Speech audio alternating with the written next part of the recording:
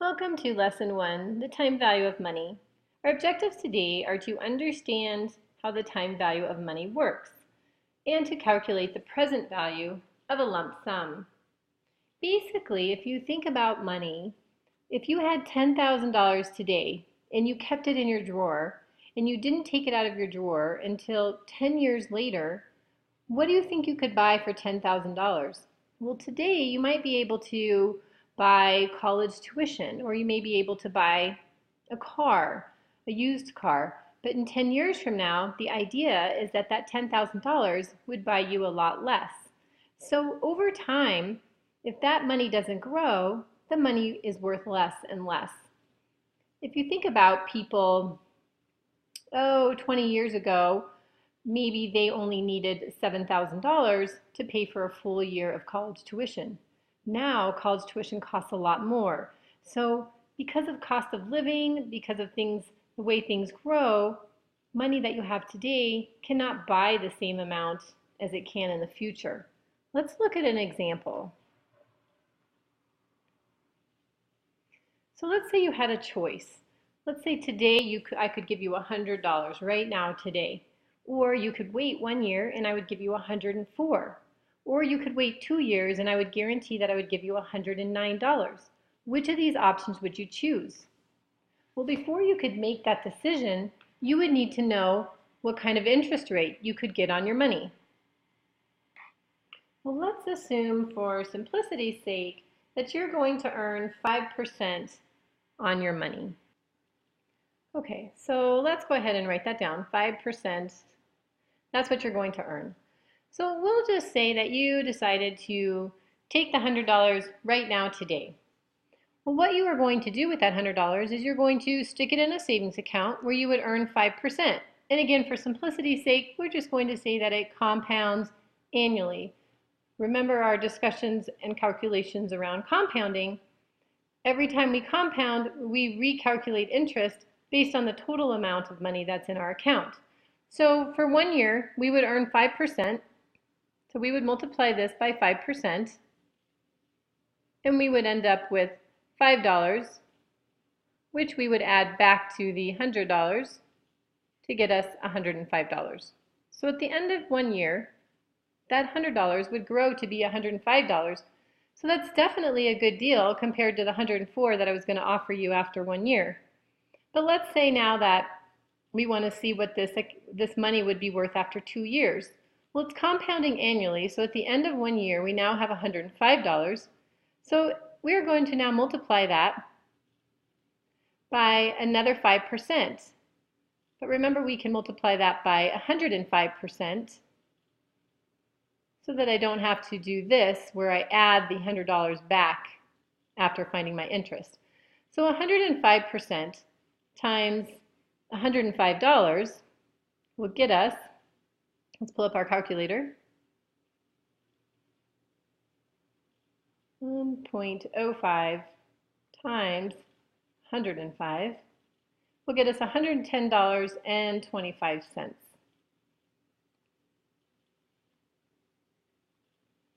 So again, you made the right decision because 2 years later, when I was only going to offer you $109, you would have come out ahead. You would have $110.25. Now that we've done this calculation, another concept that is related to the time value of money is present value.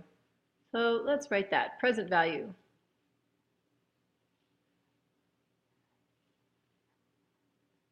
Which is also related to our future value. And we can abbreviate present value as PV, and we can abbreviate future value as FV. So what we can say is that if we were to take $100, put it in the bank for 2 years, at an interest rate of 5%, compounding annually, the future value would be $110.25, which you've already calculated.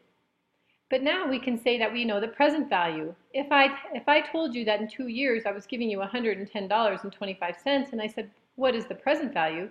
You would tell me the present value of that today is only $100. Another example using this is if I said, what is the present value of $105? You would say that's $100. What's the future value of $100 1 year from now? That's $105. So the present value and the future value are very closely related. Now let me give you one more example before we move on to look at the actual equations. Let's just say we wanted to know the present value of $60, and this is 1 year from now. So if you're going to have $60 1 year from now,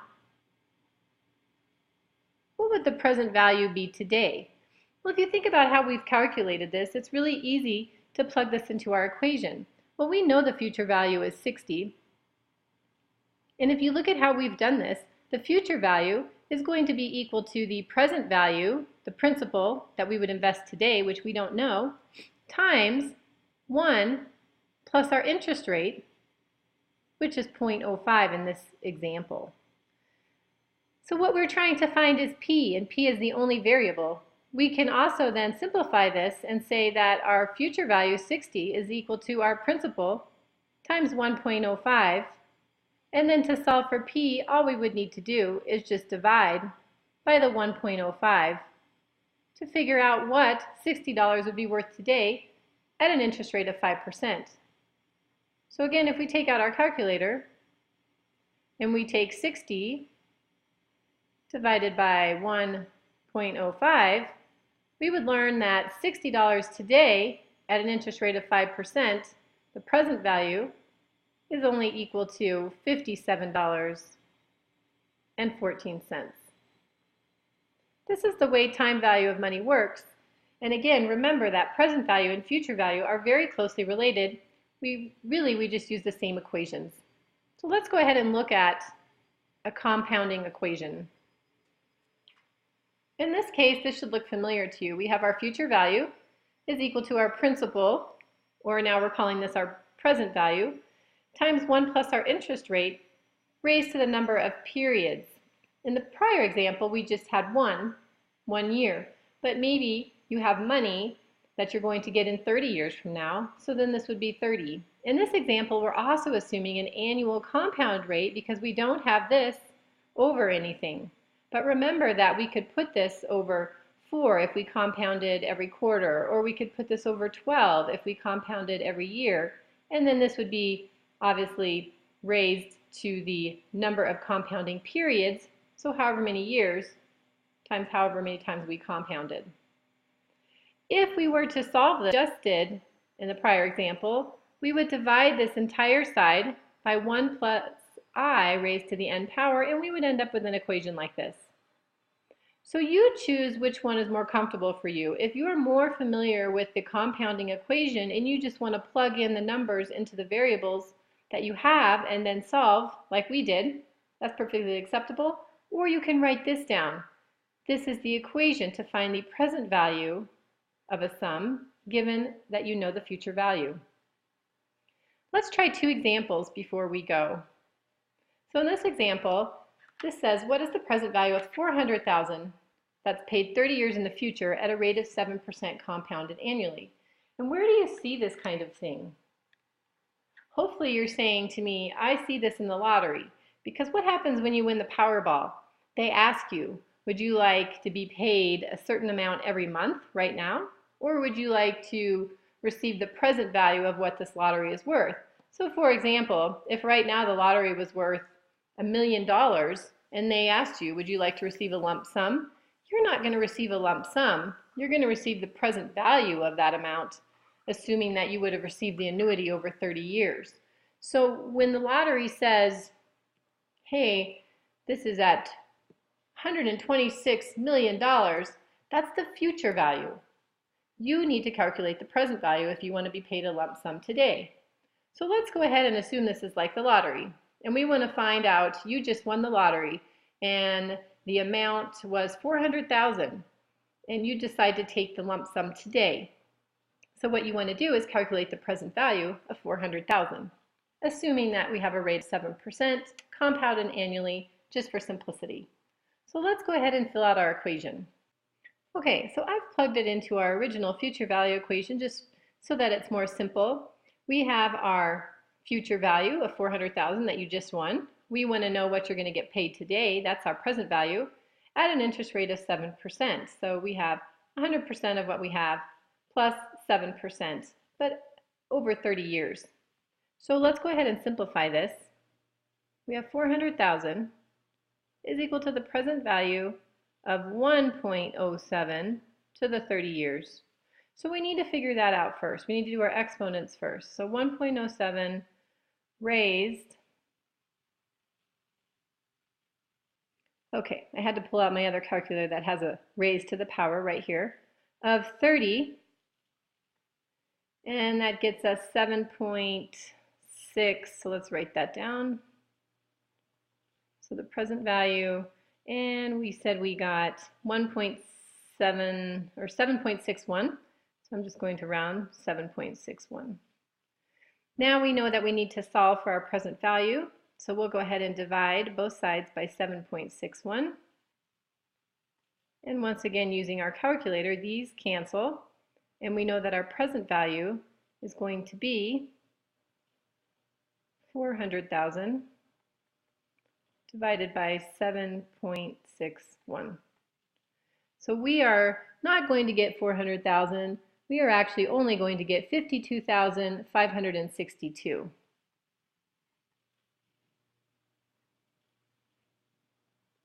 So quite a bit less.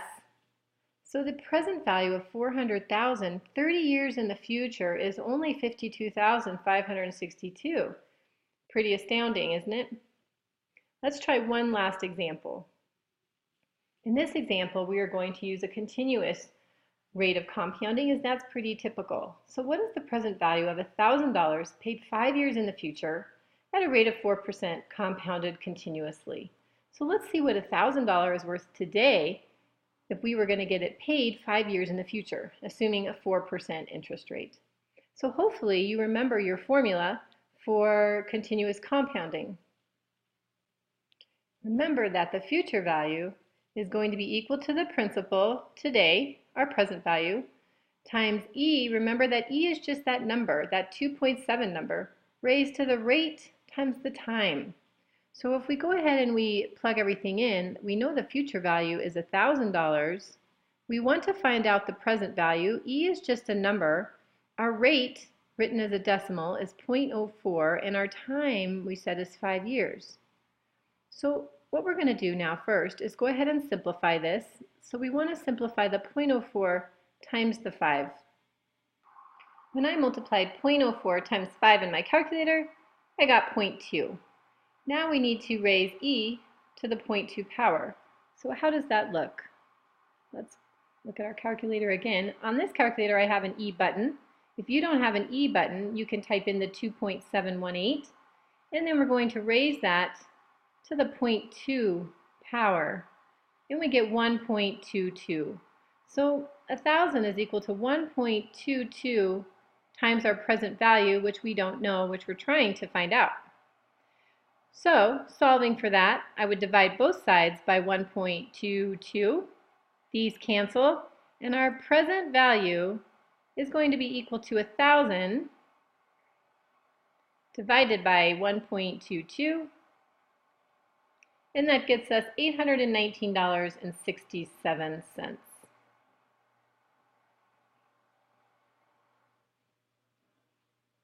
And that's just after 5 years. So you can see there is quite a difference between the present value of a sum versus the future value of a sum. And that concludes our lesson today on the time value of money. So hopefully one of the most important things you've gotten out of this is that money that's invested over time will have a different value. And if we don't invest it, our current amount that we have will decrease in value over time and be worth a lot less.